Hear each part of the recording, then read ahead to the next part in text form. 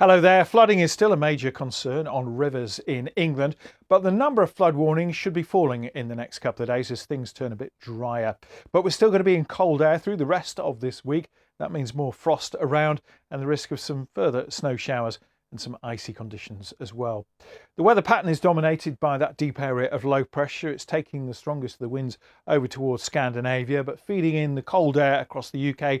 We're going to find some more snow falling in northern Scotland on Tuesday. Wintry showers for Northern Ireland, running into parts of Wales and further across northern England onto the Pennines. One or two showers elsewhere perhaps, but some spells of sunshine too. Still windy in the northeast of Scotland, otherwise the winds won't be quite as strong as we had on Monday. But wherever you are, it's going to be another cold day. Temperatures struggling to around 4 or 5 degrees at very best.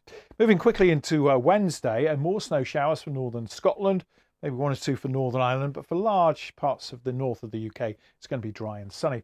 There is a shield of cloud heading further south, and there's some wet weather running through the English Channel. That could bump into the colder air that's in place and bring the risk of a few centimetres of snow across these southern parts of England. Areas that really haven't seen much snow at all just recently. It's going to be cold though, wherever you are. Again, those temperatures struggling to around 2 or 3 degrees. For many, the winds at least will be quite light.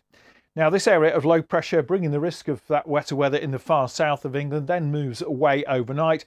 And we're still in this colder air and this northerly breeze as we head into Thursday. So another widespread frost. It could well be a bit icy across those southern parts of England if we do see this mixture of sleet and snow. But for many places, Thursday will be dry and sunny.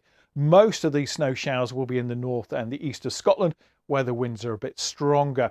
But otherwise, dry weather, sunshine, but still cold again. Temperatures struggling to around 2 or 3 Celsius in the afternoon.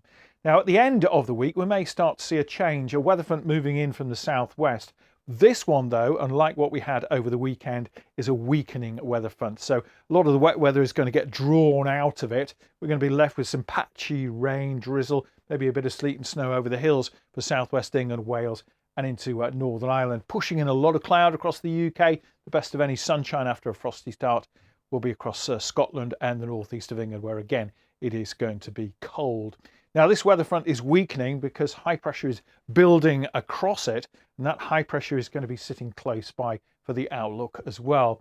But on Saturday, we're going to be left with a lot of cloud. There still could be some pockets of light rain or drizzle, bit of sleet or snow over the hills, but that's tending to die out as that weather front continues to weaken. But there will be cloudy skies and light winds as well. And away from Northern Ireland, the far southwest of the UK, it's going to be another cold day with those cloudy skies.